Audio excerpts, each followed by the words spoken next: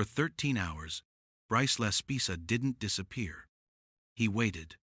He sat inside his car, on the side of a quiet road, wide awake, answering his phone, telling his parents he was fine. Police officers checked on him and walked away. Gas station workers saw him sitting there for hours, doing nothing, going nowhere. Everyone thought there was still time. But here's the part nobody can explain. Bryce had dozens of chances to leave, dozens of chances to go home, dozens of chances to ask for help, and he took none of them.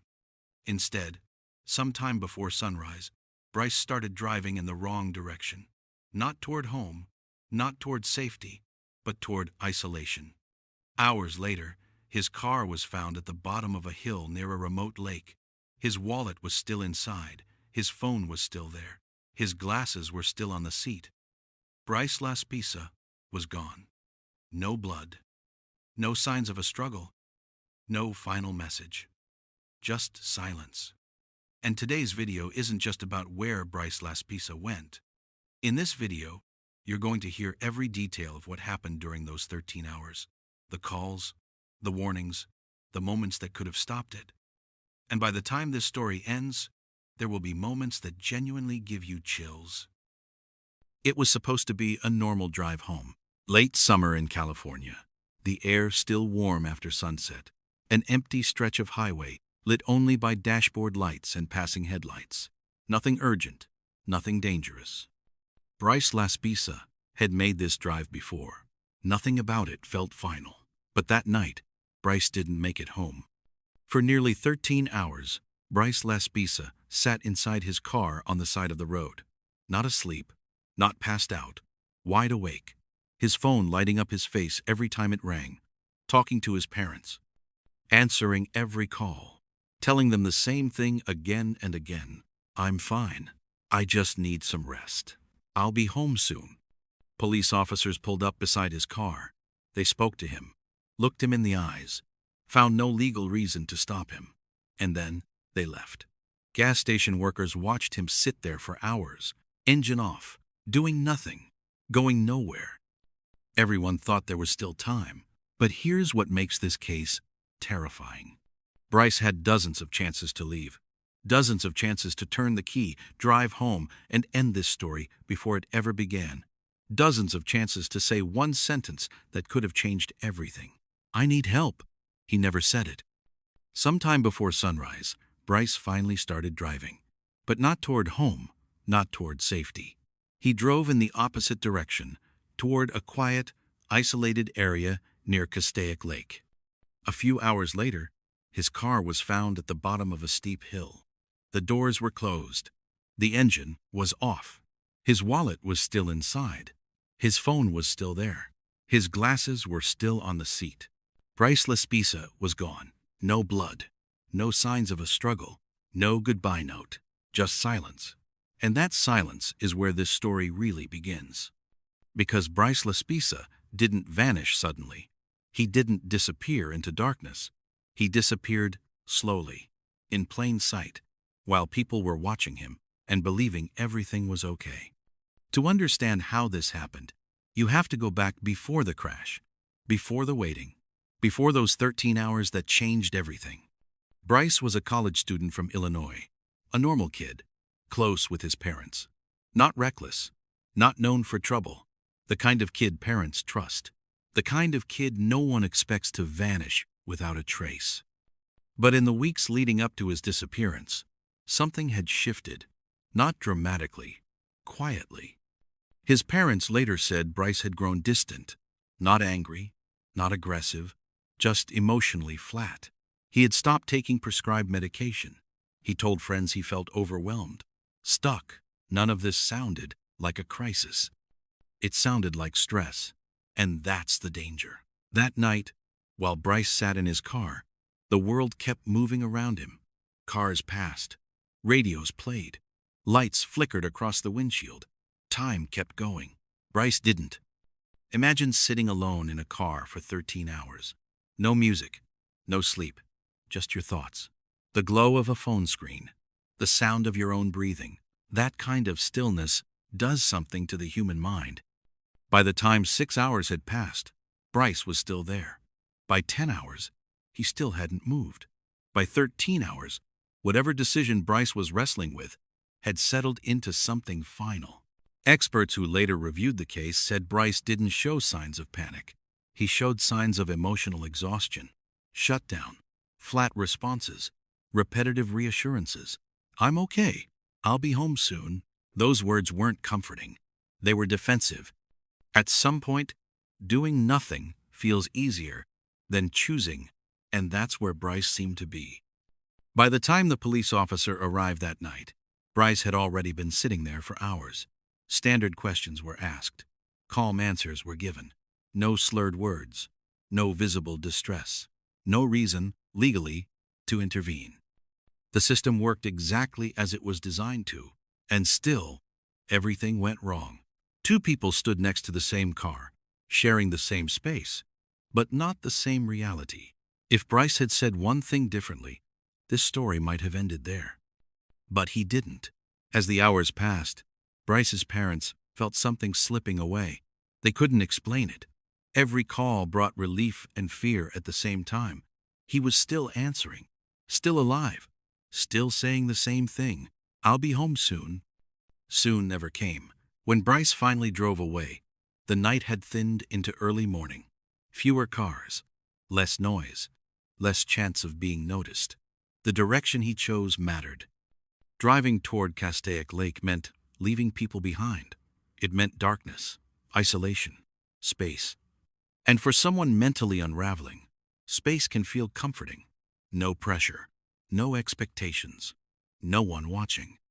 The road near the lake is quiet, especially at night. Too quiet. The crash site tells its own story. The angle of the car, the lack of debris, the absence of skid marks. This wasn't panic. This wasn't a last-second mistake. The car rolled off the embankment slowly and deliberately. That detail matters, because it suggests Bryce wasn't fleeing from something behind him. He was moving towards something ahead.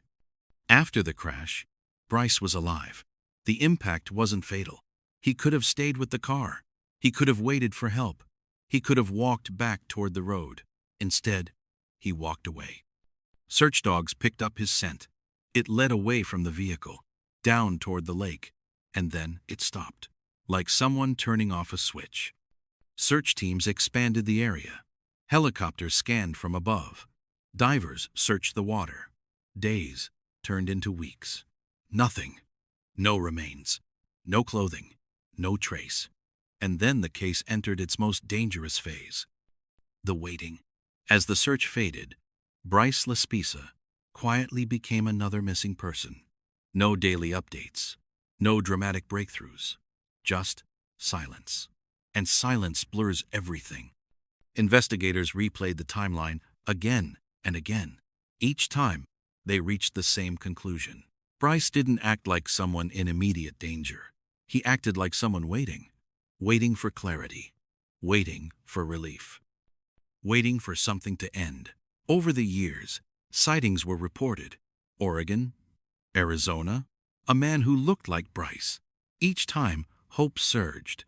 Each time, it collapsed. Nothing ever held up. Some believe Bryce planned his disappearance. But planning requires preparation. And Bryce left behind everything needed to survive. No money, no phone, no identification. Walking away without tools isn't a plan. It's an ending. Others believe Bryce died that night, that the wilderness took him, that his body simply hasn't been found. But Castaic Lake has given up answers before. It never gave Bryce back. His parents never stopped searching. They replayed those phone calls in their minds, wondered if one different word could have changed everything.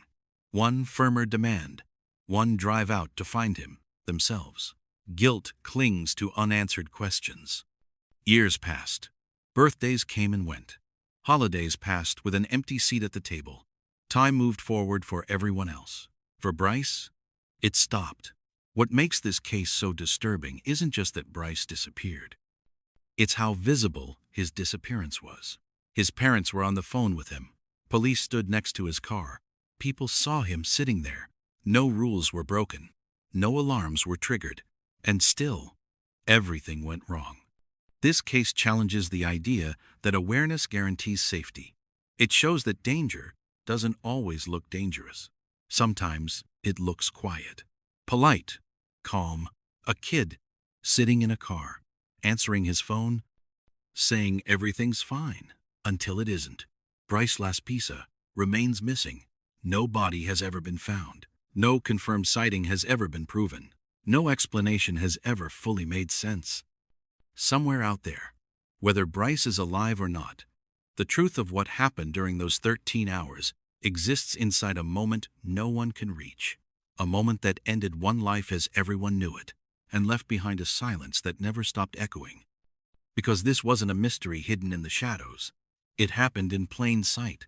And this is where the Bryce Laspisa story stops being just a case file and starts becoming something heavier.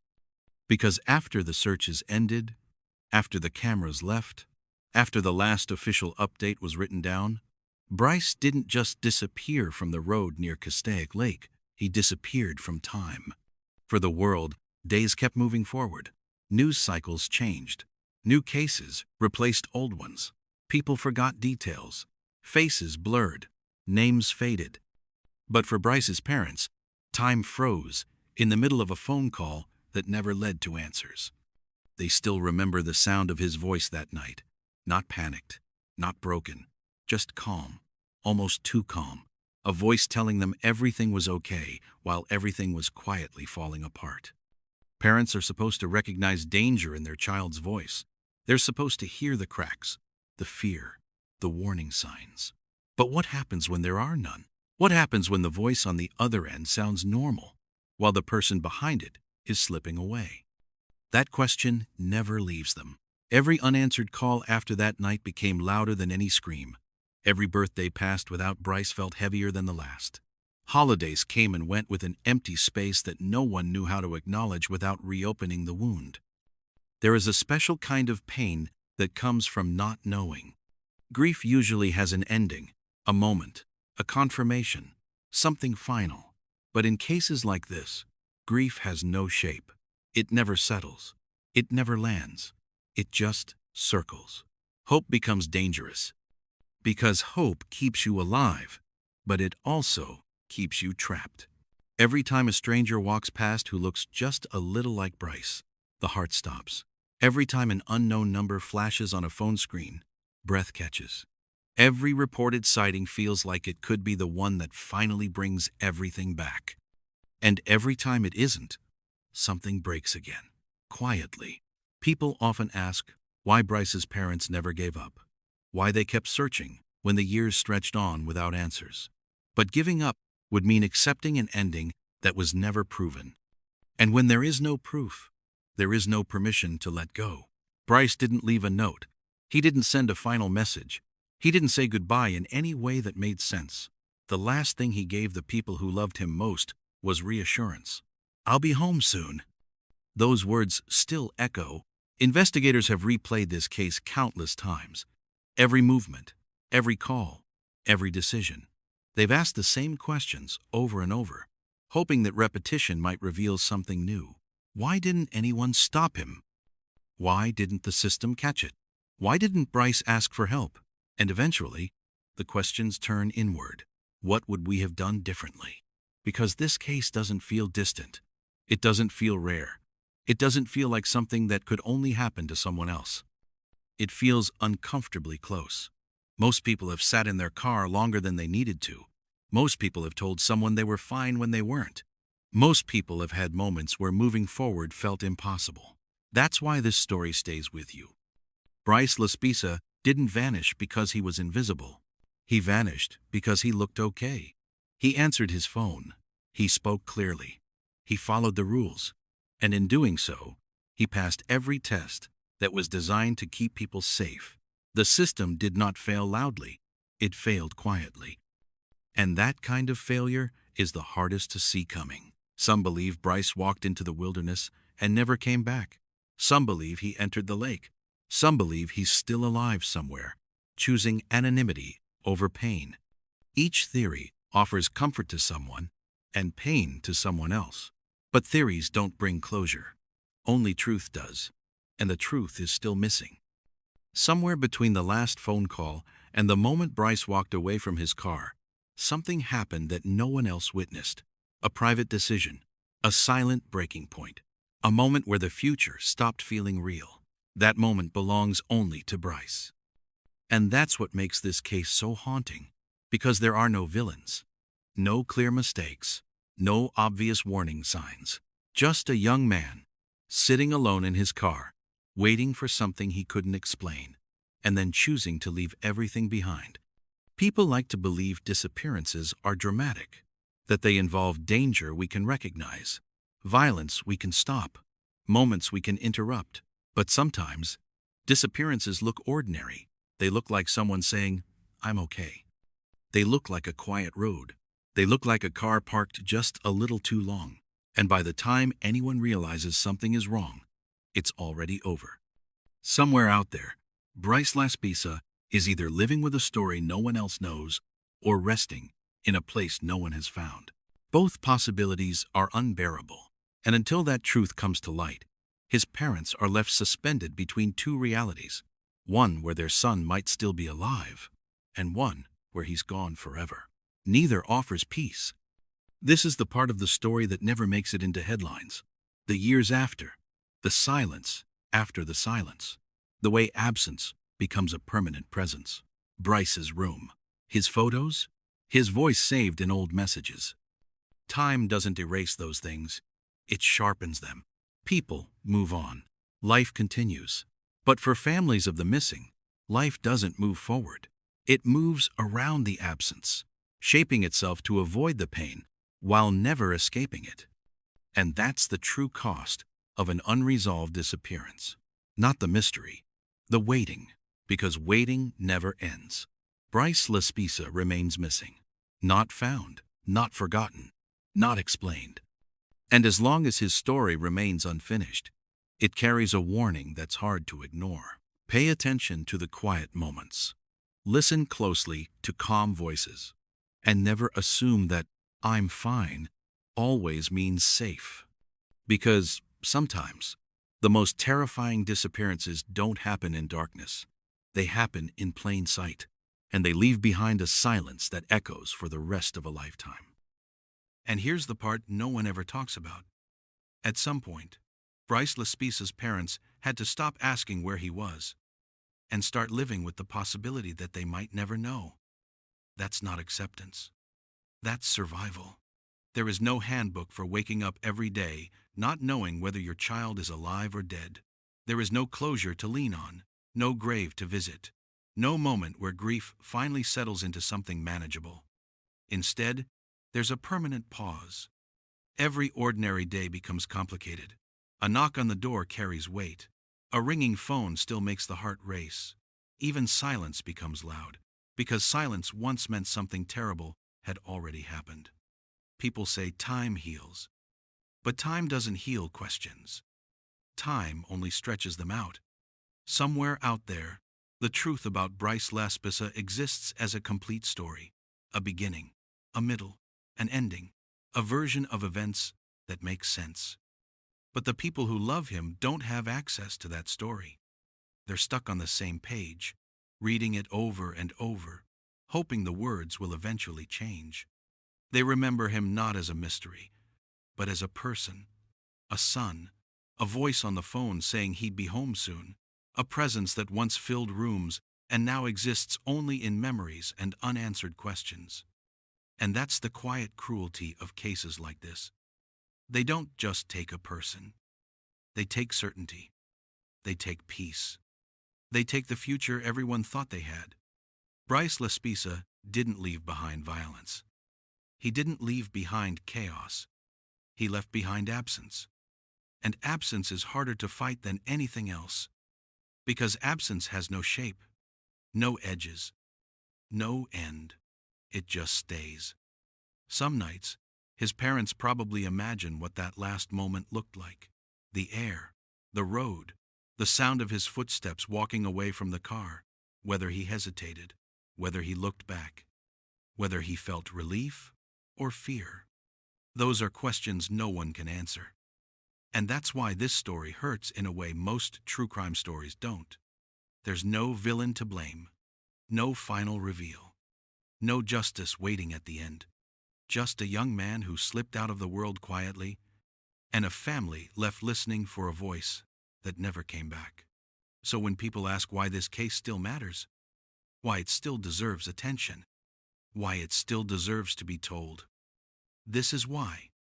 Because somewhere, someone is still waiting, still hoping, still listening. And until Bryce Laspisa is found alive or not, that waiting never ends. This isn't just the story of a disappearance. It's the story of what silence does to the people left behind. And once you understand that, you never hear the words "I'm fine" the same way again.